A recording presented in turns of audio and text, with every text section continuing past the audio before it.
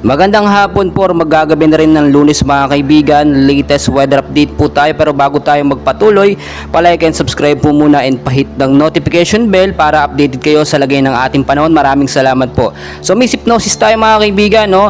Ngayong alas 3 po ng hapon ay namataan po etong active low pressure area na may estimated pong layo na 440 kilometers east of Davao City.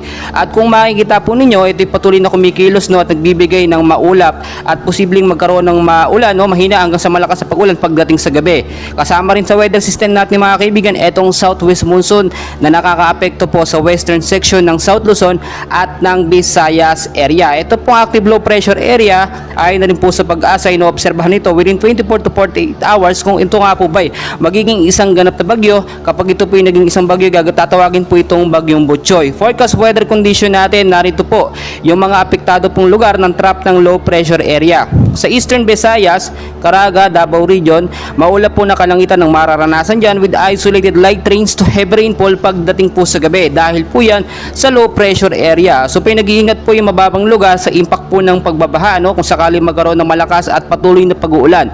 At landslide naman po doon po sa mga landslide prone area sa mga matataas po na lugar.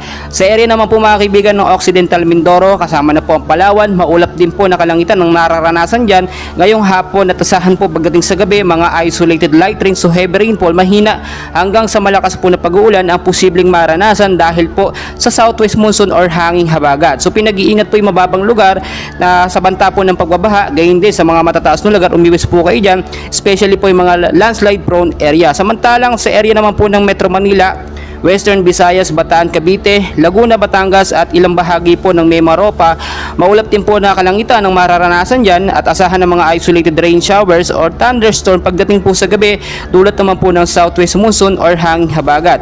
So pinag-iingat sa posibleng pagbabaha, gayon din po mag-ingat sa mga landslide prone area during severe thunderstorm po mga kaibigan. Ang ilang bahagi naman ng ating bansa ay makakalanas din, no, ng maulap hanggang sa posibleng mga pag-ulan, mahina hanggang sa posibleng lumakas pagdating sa gabi dahil lamang po yan sa mga localized thunderstorm na nagbibigay ng pag-uulan sa ilang bahagi po ng ating bansa. At dahil nga po mga kaibigan, pumasok na nga po ang rainy season, asahan po natin ngayong buwan ng Hulyo, no, isa hanggang 2 bagyo ang posibleng pumasok po sa Philippine Area of Responsibility natin. So mas maganda maging handa po tayo at lagi ko po pinapaalala mga kaibigan, kung kayo po aalis, no, ng inyong mga bahay, especially sa hapon hanggang sa gabi, magdala po kayo ng payong, jacket, kapote, panlaban po yan sa biglaan pong pag-uulan. Kaya pinapaalala ko po, always know the weather before you go para safe at handa po tayo lagi sa anumang pong banta ng panahon. So patuloy ko po kayong update and please huwag pong kalimutan mag-like and subscribe for more weather updates.